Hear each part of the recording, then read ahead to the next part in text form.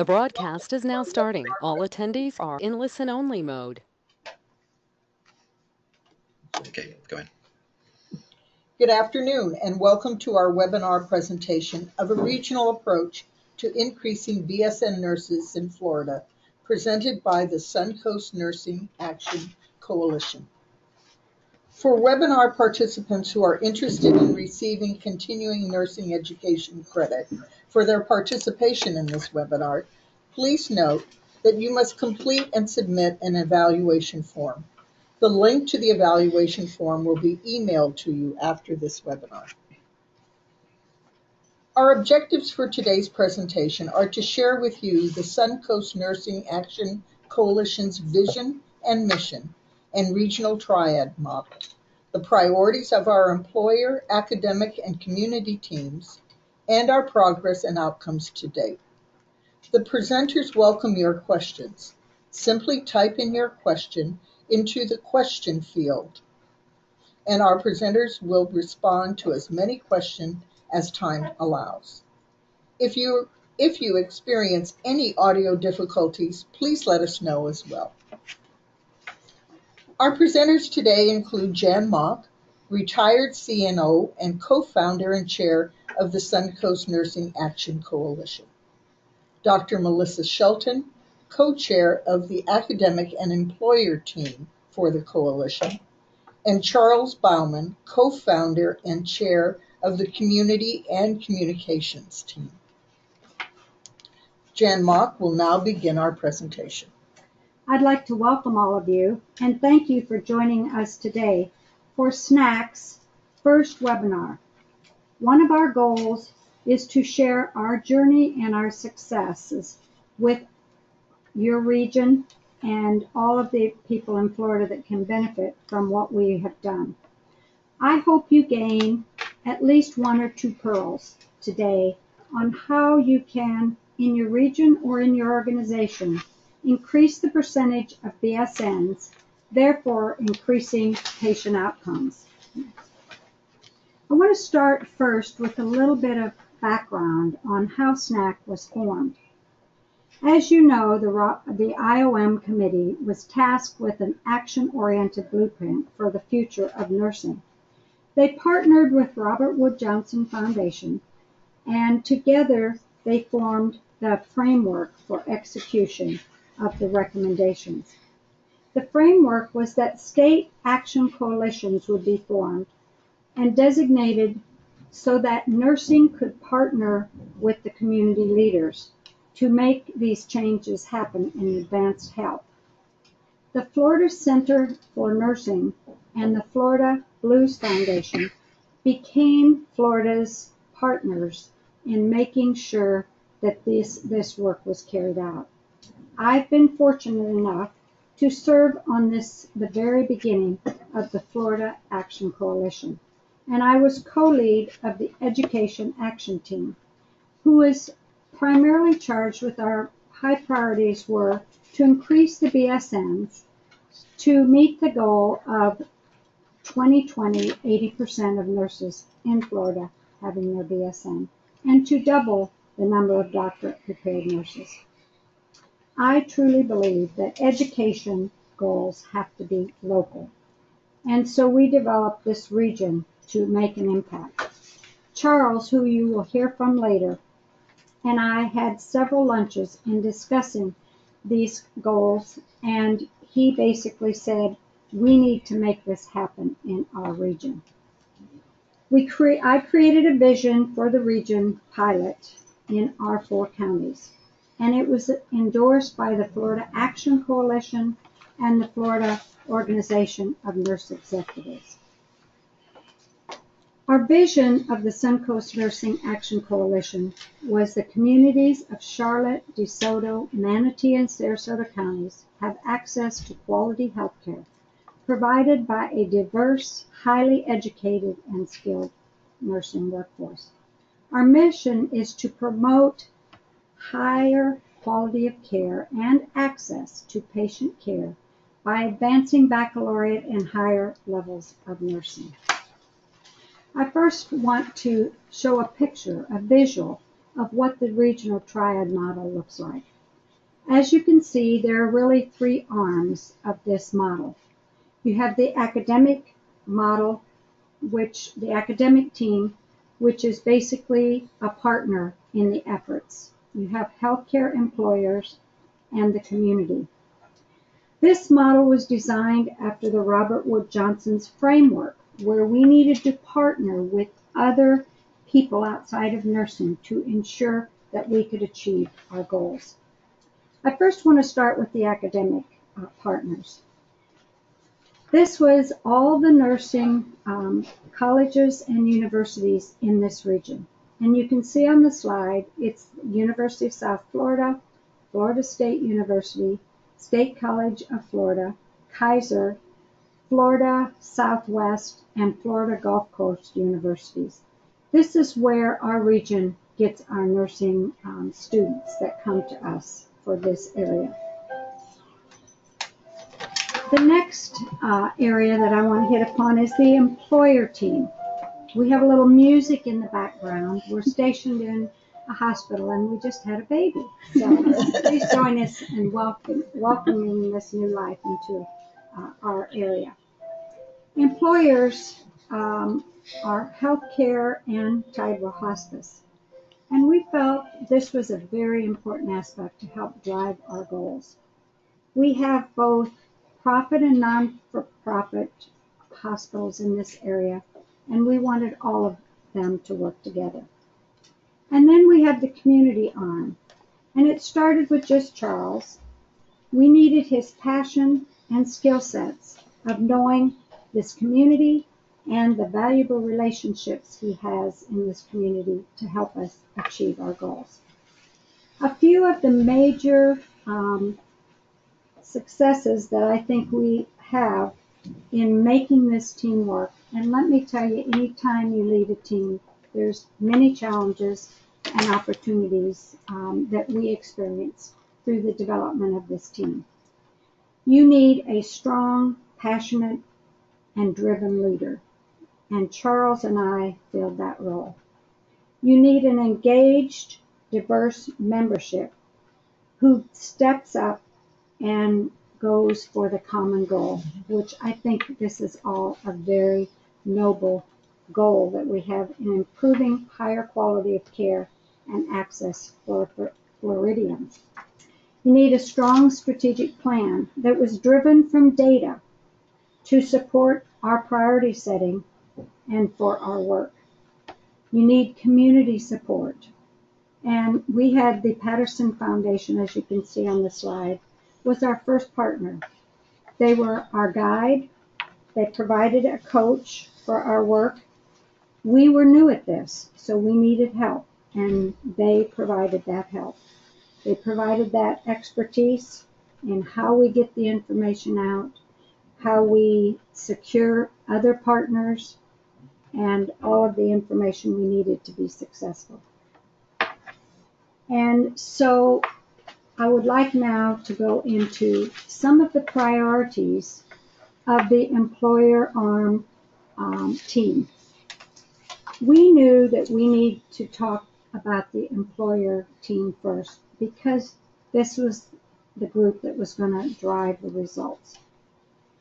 And we knew that we had to work with them. So we started out, our very first project was to do a workforce survey.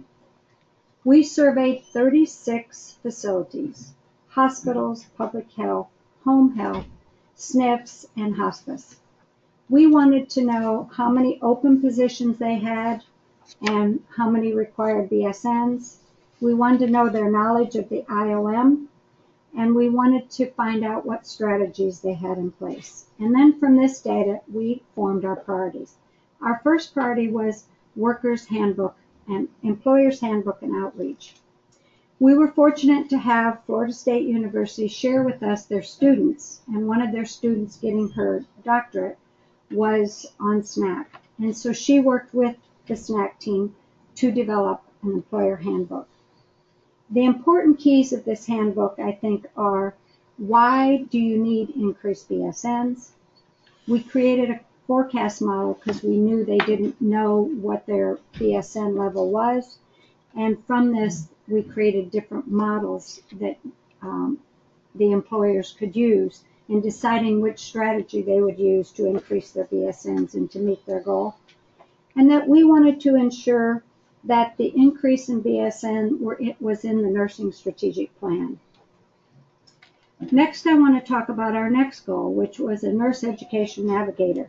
We heard from employees how many barriers there were in maneuvering through furthering their education and their professional goals. And so we created this position to promote that navigation for our students in this region. We wanted to only inform them of accredited schools, a very important part. And we needed an unbiased person who didn't belong to an organization so that they could freely navigate through the system. And in 2015, we put into place our, we call it the NEN, Nurse Education Navigator. And we had a grant from the Florida Blues Foundation to help us fund this. And the last one is the CNO, Chief Nursing Officer Steering Group. We knew to further drive our goals, we need an agreement to focus and fast track the solutions through them. And so they agreed to support the IOM goals on furthering education, to share best practices amongst each other, and to track the success of our BSN that we were able to see our goals to our starting point and where we were tracking as we move forward with implementation of these goals. The Nurse Education Navigator, I'll talk a little bit now, is Kate Garber, and if you need to contact her, you can find her on our SNAC website. From February to October, these are the numbers. She saw 761 students that she consulted with. 466 students were referred to one or more nursing programs, and 167 known students, it's kind of hard to track the students, accepted and enrolled in a nursing program. Another thing that is important here is the longitudinal progress that we've had since 2015. The navigator met with a student who was completing her BSN and who is now going on to get her master's to be a nurse educator in a nursing program in this region. And we all know how much we need nurse educators to meet the goals in our healthcare. You can find information about the Nurse Navigator on our website, and we've also shared stories of students and how effective and essential this role was to them. And we think those stories really tell a lot about the work of the Education Navigator. I'd like now to turn this over to Melissa, who is going to tell us about the academic arm of our model and their priorities. Melissa. Thank you, Jan. So I'm the co-chair of the academic employer team. Our team is a partnership between our academic and employer partners in the region, and we come together to look at what are the strategies that we can implement to help increase and achieve our goal of achieving the BSN rate in our region. So as part of our team, we followed a couple of actions, did a gap analysis first to look at the regional pathways to BSN. And when I move to the next slide, we'll look at that more closely. But one of the things we wanted to evaluate from the beginning were what are the options for our students in this region who are pursuing a nursing degree in the future. And I'll go over that in more detail on the next slide. Along with that, our goal was to fill the academic gap. One is what are the strategies that are needed to fill the gap that we identified in that regional pathway that we'll discuss, but also not just in the number of programs, the number of student slots, but do we have the faculty on hand to teach these students? So that leads to the next bullet. We queried the academic institutions in the region to identify the programs that they offer to the students, but also the offerings for the faculty. So for example, do they offer tuition reimbursement to faculty who are pursuing a doctorate degree who could potentially be teaching our BSN students in the future? And then we also queried them on their hiring needs. So we regularly were looking at what are the posted positions at our local colleges and universities and what were their needs.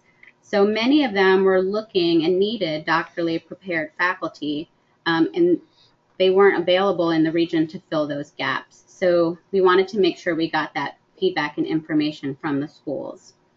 Additionally, we surveyed employers and asked about BSN support and strategy. None of the partners, the employers in our region currently require a BSN upon hire. Some have a BSN contract where once they're employed, they have to complete a BSN within a certain time period.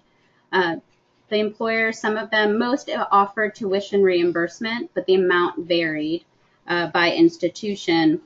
And when we really looked at it from the employer standpoint, many who offer tuition reimbursement were spending hundreds and thousands of dollars to pay for those BSN completion programs. So that led to our fourth bullet, where we identified the need to develop our scholarship program, and I'll go into more detail. So when we did our gap analysis, the main things that we identified were the lack of a BSN pre-licensure program in the region, the need for more doctorally prepared faculty to teach in those BSN programs, and then the need for tuition support for the initial startup in BSN programs, as well as reimbursement for students who are in BSN programs. Some students who are eligible for tuition reimbursement, not all benefit from receiving that tuition reimbursement, and not all of those students in our area have the resource to receive the tuition reimbursement. So we wanted to make sure that we address that. So when we look at our pathway, the regional pathways to BSN in our region, we broke it up into options for ASN-prepared licensed nurses and then the options for pre-licensure. So when we look at the options for the ASN-prepared nurses, these are the nurses who are at the bedsides currently most often, who are returning to a program to complete their bachelor's coursework.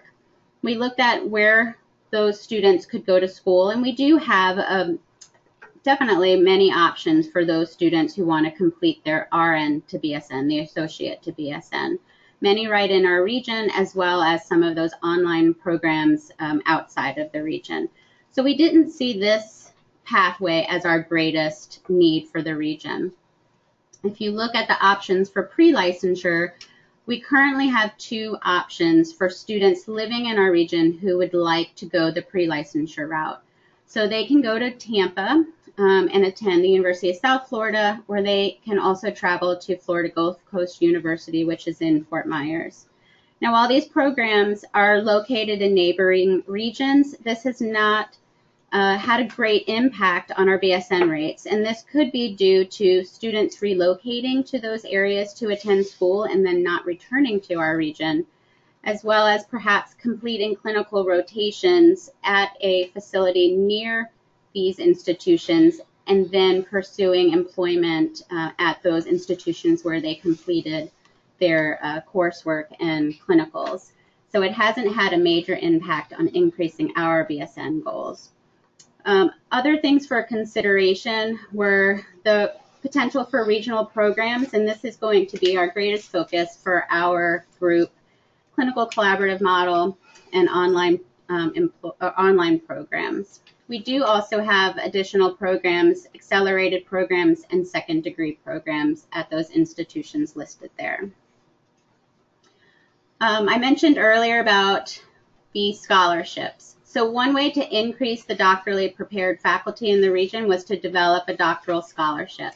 Our goal was to focus on those faculty currently in our region and help our current institutions within our region increase their doctorally prepared faculty. So we first awarded in 2016 in the summer. We've had an award in fall and then also in spring, and our awards have ranged between $9,000 and $20,000 We make a commitment to those scholarship recipients. They are nominated by their deans and directors. And although we commit to the scholarship award, those recipients then continue to provide documentation of their satisfactory progression in their program, and they will receive disbursement on a semester by semester case. Additionally, we developed a BSN scholarship. So our first award was in fall of 2016, and we did award again in spring of 2017. Our awards are $2,500 each to students who are pursuing a nursing degree, and that can be pre-licensure as well as the RN to BSN program.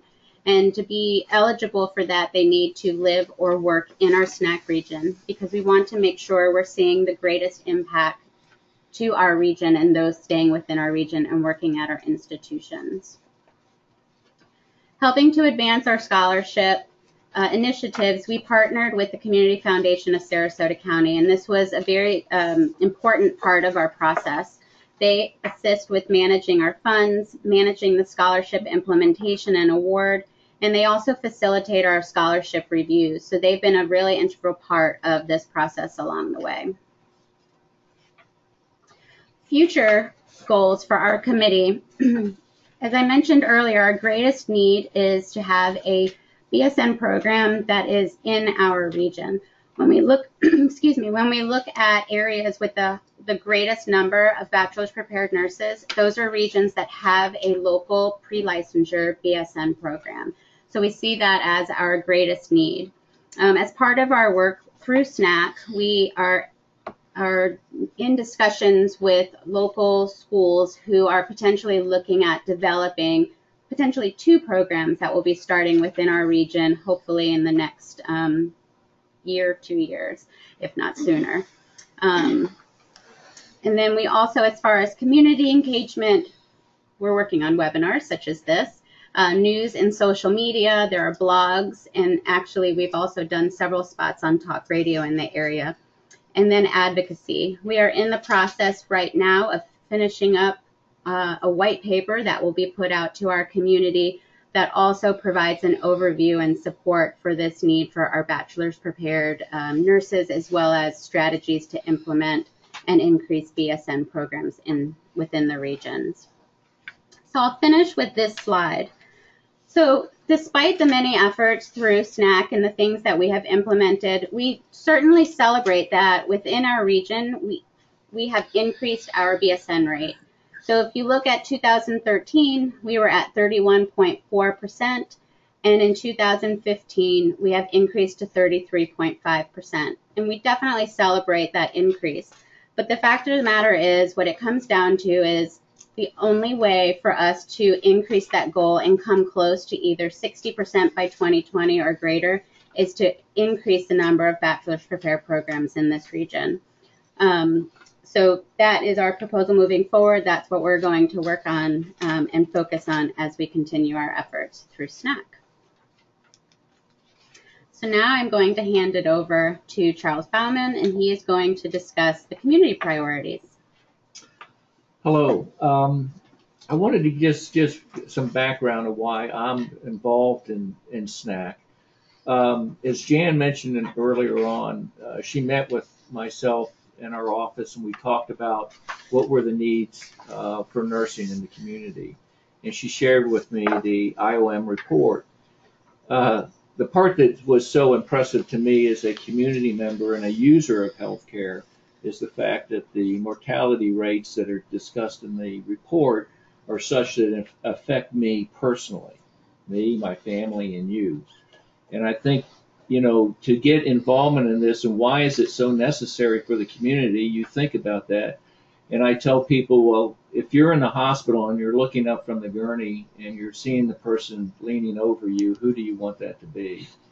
And do you want them to have the best education and the most education available to them? And naturally, everyone wants the best. They want the best outcome for whatever their procedure or problem may be. And so, in talking to people in the community, this is not a hard sell.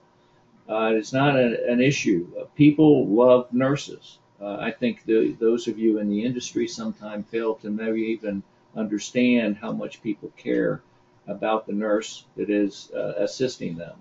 You're the final person they see. You're the implementer. And so I just draw your attention to that. And so in working in the community and talking to organizations that do have available funds that can assist us, it's not been as difficult as you would think. Now, in some cases, and I'll show you with one of the slides, the budget we've kind of come up with. But one of the things that's kind of interesting is we didn't have a whole huge need for resources immediately. The important part of this is that we're building partners within the community and getting the information out to them. So our organization, the Desire, and again, I'm a CPA and I used to work for the IRS, so I have a weird background, but it gave me a lot of information with regard to healthcare and how to set these organizations up. Generally, and I'll go through that in a moment, it's a long process, an expensive process, but it doesn't have to be. So we went out and talked to the organizations. The Triad that Jan spoke about was just so interesting to, again, with the public, is because you're bringing people together as partners. They're both organizations and individuals, and it's partnerships and people talking to people. And I might add, it's kind of obvious with some of the people at the table, is they're competitors with each other. But the greatest thing for the community is to see that you have competitors, people who even sue each other at times with institutions, and they're coming together for a common problem because they see nursing education as being so important. So then in meeting with the foundations, we partnered, as Jan mentioned, with the Patterson Foundation, and they then have loaned to us one of their initiative consultants. The importance of that is the connectivity within the community. That is, who is available to do certain things that already has the resources and we're not having to pay for it. This, likewise, we use the Sarasota Community Foundation. And the importance of that is phenomenal value because, let me go to the next slide. You'll see that on part of this, the fiscal sponsors, and we'll get to that, but the exemption. In a normal case, you would have to, an organization would have to go out and get a charter, bylaws, have an attorney working for you. You would go through a process with the IRS of applying for an exemption, which would take probably 6 months. It would be expensive and unnecessary. So we basically went to the Community Foundation, which most communities around the state and the nation have, and their funds, they're set up funds that are available. Plus, more importantly, is they can just be our conduit. They have the exemption. They have everything we need to function. So we went to them and asked them to be our partner. They, like many others, are very sensitive to the nursing needs, had already supported in other endeavors, and with ours, they certainly were very receptive. So we set up a fund with them to receive any contributions or grants, and they disperse for us. They have the exemption, and I might add, it's important to know that if you were to get your own exemption, you would have to be classified as a public charity and not just a foundation to be able to receive grants from other private foundations. The Community Foundation has this. Further, we wanted to do scholarship grants. If we did not have them to be able to assist in this process, it would have been costly, and we would have had to have likely prior approval from the IRS to do so. So between the structure and the lack of needing documentation, our administrative costs are basically close to zero. And we have all the necessary items available to us to go ahead and to perform the functions we need to do. The SNAC sponsors have basically been, for the most part, besides the Patterson Foundation and the Community Foundation, have been small foundations. We did receive a small grant from the Blues Foundation, but for the most part, our receiving of funds have been from other local foundations that have seen the desire to, again, partner with us to move forward. They've been our resources, and part of what we wanted to do then is make sure we utilize the funds correctly, obviously. the Nurse Education Navigator was the first thing that we really had to raise any funds for. Those costs, let me go to the next slide, have been somewhat minimal to some extent. This is our 2016 kind of financials to give you just a shot at it. It's kind of a typical year that we would see going forward. We've been lucky enough to receive funds between $150,000 to $200,000 a year. These again came from small foundations with the exception of the Blues Foundation, which again was a grant of about $45,000 over a 3-year period. So it was not the largest grant. And I don't want you to think that you need to have a huge grant to get this going. You do not. You'll see the expenses that we have on a typical year, and the greatest expense we have is for the scholarships. Well, those are commitments we make on an annual basis to the students, and so it's not something we have to do from year to year, but it's one we want to do. It is important to assist these students to get their education. And as I like to think, we're not just doing it for them, we're doing it for us. And then further, then we have some website statements, administrative costs, but they're relatively minor, and they're more costs that we have to just see that we're fulfilling our needs, not necessarily bookkeeping or accounting fees. That does not exist for us. The scholarship funds, what we've done, as was mentioned before, we receive grants of about $100,000 a year, and we've been splitting that between BSN students and those with trying to get their advanced degrees, their doctorate, so that they could teach. Basically, I just want everyone to understand that this does not have to be complicated. It can be easy, and it should be easy. And then when we're talking to the general public, they appreciate the fact that we have not made this into something that has to be supported forever. We go on a basically a year-to-year adventure to fulfill the promises we've made and want to move on this the SNAC, what the potential it is. With that, I want to turn back to Jan, who's going to then go into some of our future plans. Thank you, Charles and Melissa. I just want to talk briefly about our future plans. As both Melissa and Charles mentioned, we're always evaluating where are we and where we need to go to get to the ultimate goal of what we've outlined from the very beginning. We want to broaden the impact of our Nurse Education Navigator. Obviously, we have seen great progress and outcomes from the Nurse Education Navigator, from talking to students in high schools to working with LPNs to get their RN and eventually BSN. And as we look at this gap that we have in our 4-year BSN program, we think that this Nurse Navigator will help us recruit people into that program. We've also talked about this at the Florida Action Coalition.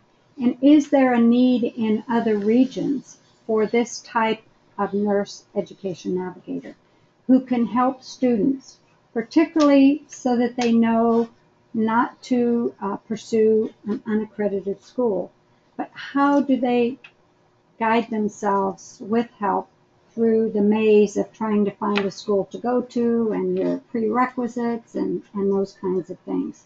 So we feel very strongly that broadening the impact of the Nurse Navigator as we move along is very important.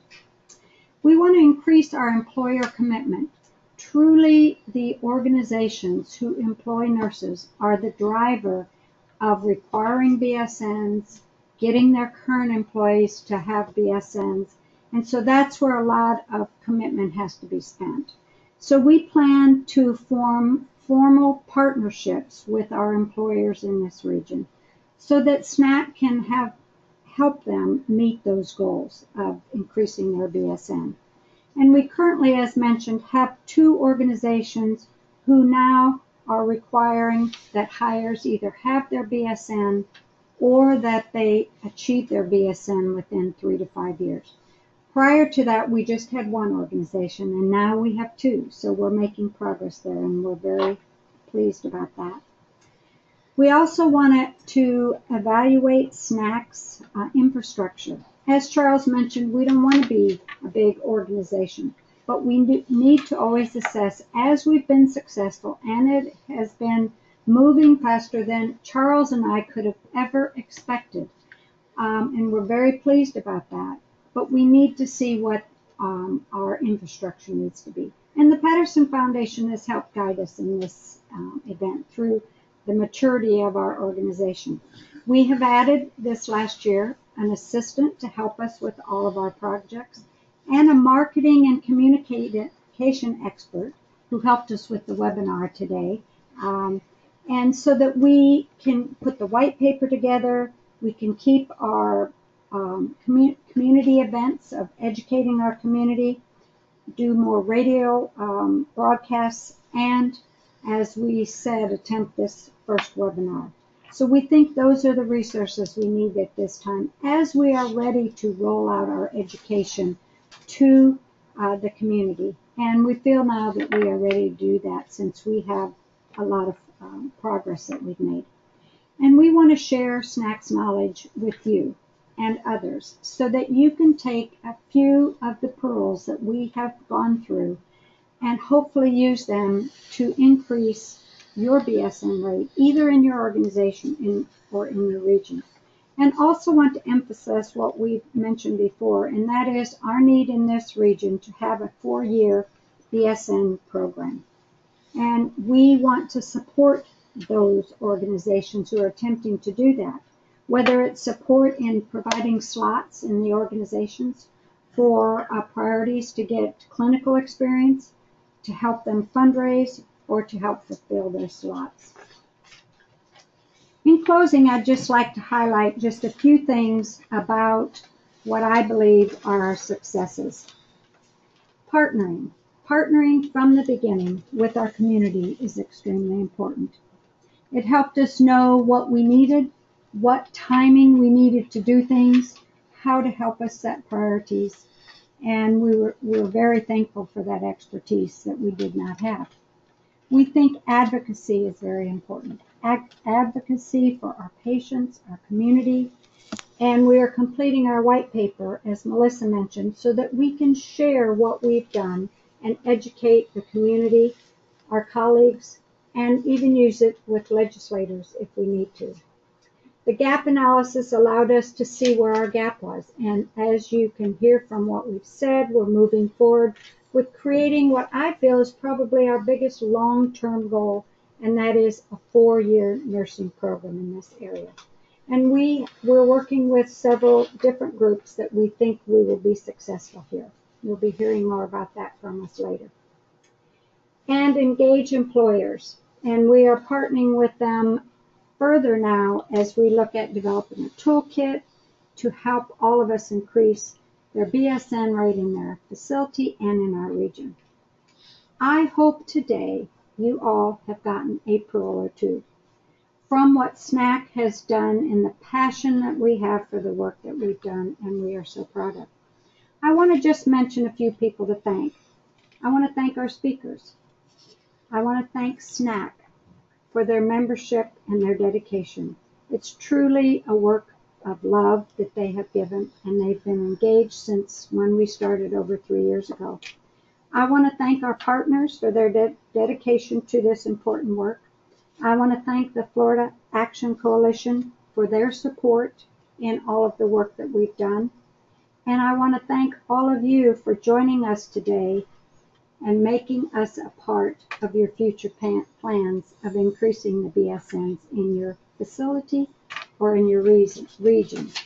So now we're going to go into this new phase, which is questions and answers. And we will try to answer all of your questions. As she mentioned, you have to submit them through your computer, and we will attempt to answer all the questions that you might have.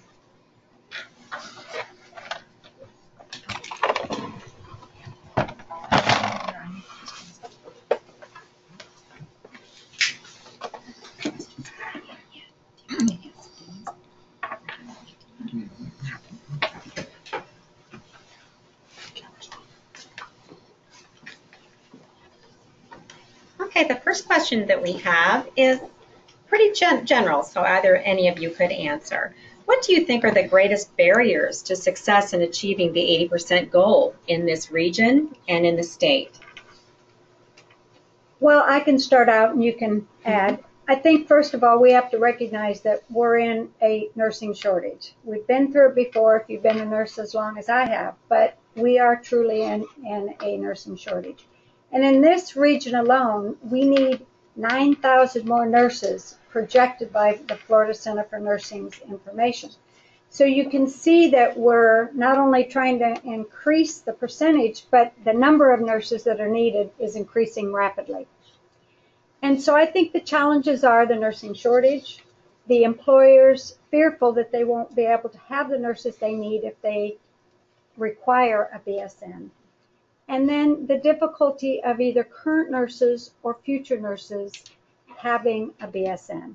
And what SNAC is trying to do is take as many of those barriers away from them so that we can achieve that goal, even with the challenges that all of us have moving forward.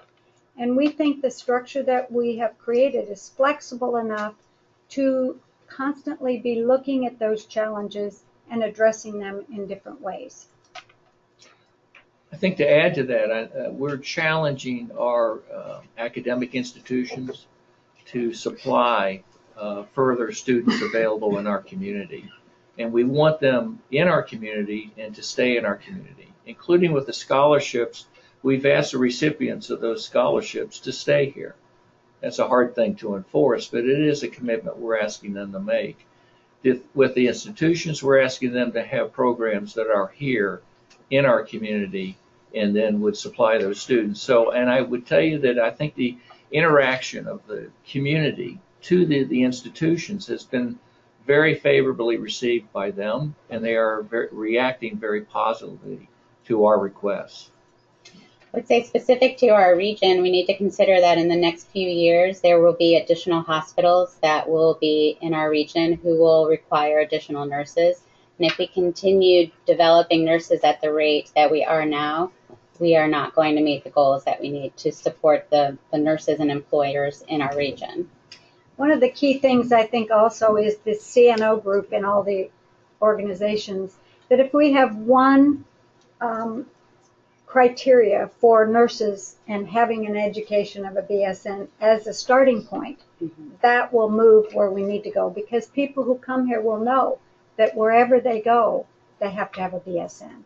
And so that's what we're really trying to achieve, is a standard for this region of how we hire and increase our BSNs. And we've been very pleased with the organizations who are working to do that, whether it's corporate policies that they're moving forward or whether it's local. So we think that is one barrier that hopefully we can overcome. Thank you. I have a quick question. Just to reiterate, what counties are in our region for SNAC? Charlotte, Manatee, Sarasota, and DeSoto. Excellent. Thank you.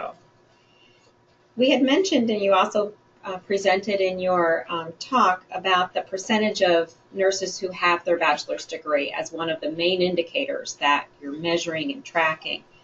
But how do you also evaluate progress on your other goals, such as performance outcomes of the Nurse Navigator? Do you have an evaluation plan that you could talk about a little bit?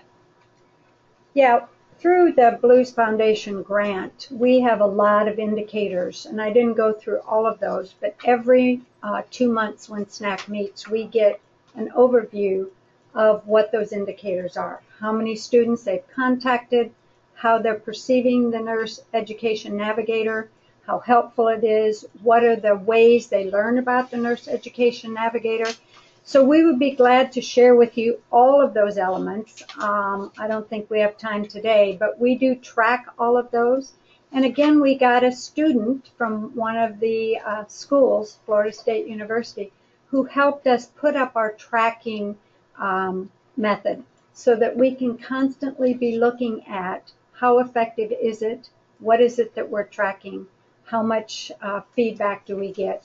One of the problems that you will find from the Navigator is they don't always hear back from the people they've contacted. So sending them, we do a survey for all the people that have been contacted, but they always don't hear back. And so we're really exploring how do we get a better return rate on those surveys.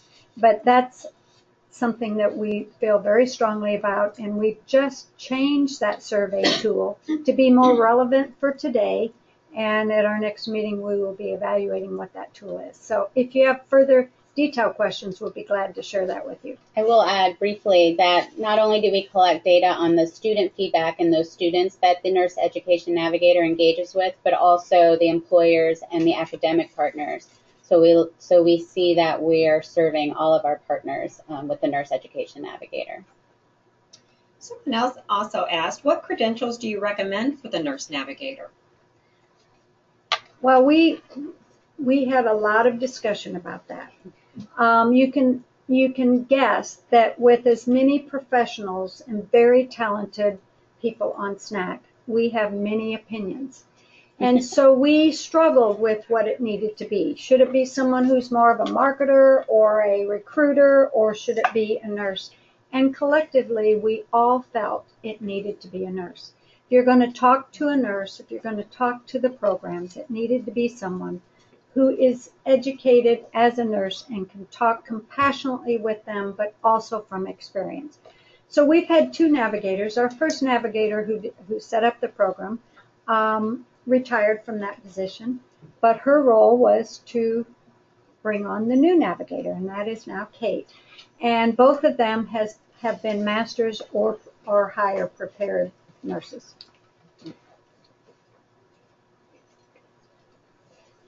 Okay, thank you. We got a message from Dr. Paul Victor from Nova Southeastern, who'd like to also be included in the work that's being done here at SNAC. It has many students that are involved in some of the Nova Southeastern programs that they offer that are from our region. And he asked, who should I contact to get involved in SNAC? And that's a question for any of our viewers as well. What you will find in the back of the PowerPoint, which you will all receive a copy of the PowerPoint after today, as well as your evaluation if you want CEUs. And at the back of your PowerPoint, you will find contact information. We hope that one of our roles as SNAC is to be a coach and a mentor for other people wanting to do all of or a portion of the work that we've accomplished. And you might have done work that could help SNAC. So I think this collaboration is extremely important. So you will find who to contact and our website, as well as the link to the tools that I mentioned earlier about the Florida, from the Florida Center for Nursing on the Education Action Team, which is the toolkit we use to set up the framework for SNAC, and also the other tools that we have on there that can benefit and help you and answer more questions. So you've already notified us. We will discuss it at SNAC. We'd like you to send us a message, send that to Kathy Harnick, and we will move forward with having you a part of SNAC. Excellent, thank you. Another viewer has asked that one of the biggest challenges in achieving this goal for baccalaureate nursing education is getting faculty on board, and wondered if you had any recommendations for how can we get more nurses to consider being nursing educators. I mean, I would say it starts at the bedside and having good mentors that can explain what their future goals could be for nurses who are looking to advance their career. I think some strategies that we also can implement are partnerships between the hospitals and academic institutions, utilizing and partnering and having some of the clinical staff provide support for the nursing students, becoming clinical faculty as a way to transition into that role as a future faculty member. But again, it takes those mentors and having the nurses understand what it means to be a faculty member and what do I need to do in order to prepare myself for that role in the future. So it will involve education and just awareness of that role.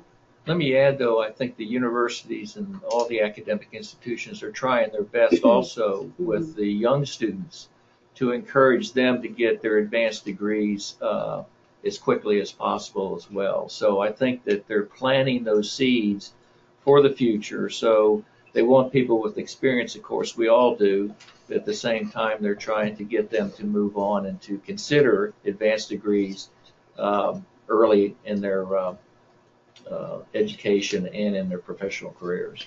Obviously, SNAC doesn't have the silver bullet for making this happen, but one of our future goals that we just talked about this last month is to really address the shortage of faculty and what are some of the barriers. And so we hope that we can, in the future, come up with some very strategic ways in encouraging nurses who love to teach to go into those settings. And, you know, there's the salary gaps that usually money talks, as we all know. And so that's another barrier. So we're looking for different ways that we might be able to bridge those gaps in the future. So stay tuned. We might have some ideas about that in the future. Thank you. And in closing, could each of you give a little quick 1 minute? If you had unlimited resources for SNAC, what would your dream be for nursing education in the Suncoast region? Well, I'll start. I'll just say that we've been privileged with the partnering we've done between the employers.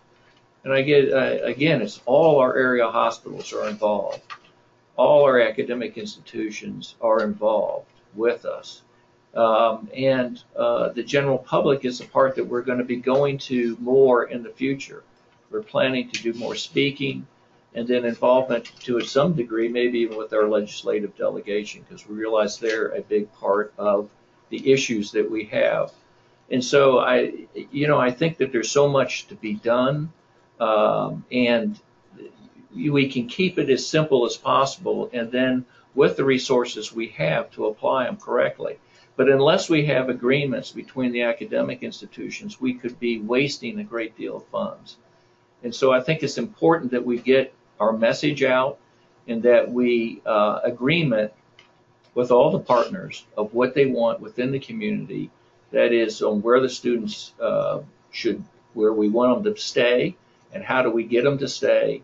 And then also to get them the best education on a method that is the most economic for them, and to know that they are the resource, they're the customers, and they should be met halfway by the institutions. I would say if we had all the money in the world, I mean, that's a dream that you don't really think about, because we really tried to not spend a lot of money in the organization, but spend it on increasing those BSNs. I would say I think our biggest gap and our biggest long-term goal has to be to have the number of 4-year BSN programs in this region. And not just in this region, but really throughout the whole state. There are some areas that have enough BSN programs, traditional or 4-year BSN programs, that most of their students that go to work in that area have BSNs. But we don't have the luxury of that. So unless we have that, I don't think we can ever meet that goal in a very rapid trajectory. So I think if I had lots of money, we could help them create those programs in this region. And that's what I think, when we're not here any longer, will be the long-term goal of making sure that BSNs is really the standard for nurses coming forward. And I think the other thing is making sure that they're recognized and they see the value in it. And that's something the nation has struggled with, is do you pay 2-year versus 4-year nurses better? Charles always says to me, well, why would you want to get a BSN if you don't make any more money? So I think we need to evaluate what that looks like. And in healthcare, with money as tight as it is, we have to be creative there. But I think those are the key things that I think would be where we need to spend our money, and the scholarships to help students actually achieve their goals. I echo what's been said. I think in addition, I would recommend the faculty support and the faculty development.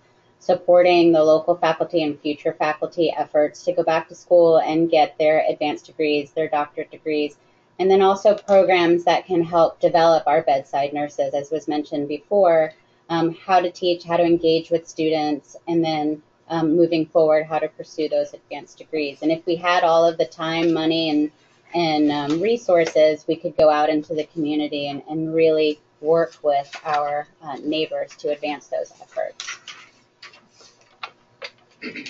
In closing, Jen will end the program with a few remarks, but I just wanted to remind you that, again, the evaluations will be emailed to you. We appreciate having you all return them, but if you're interested in continuing education credit, you must do so. Thank you. Jen? Yeah, just a note that on the back of the PowerPoint, you can see it on your slides right now, is our contact information. We want to be helpful to each and every one of you that want to do this meaningful work. So you can see how you can contact us by email, the speakers, as well as how you can, the best way is to contact Kathy. Kathy is our administrative assistant who we rely on heavily. She's wonderful. And if you send something to her, you know you will get a quick response. And the phone number is on here. You want me to repeat it? The phone number is 941-917-1079. Kathy's with us here in the studio or the library today, and so she would be happy to answer any of your questions. And if anyone wants to help SNAC do this meaningful work, please give us a call. We have very engaged members and very passionate members, but we can always use more as we move forward on our goals and objectives. So thank you again for your participation. Good afternoon. Have a great afternoon.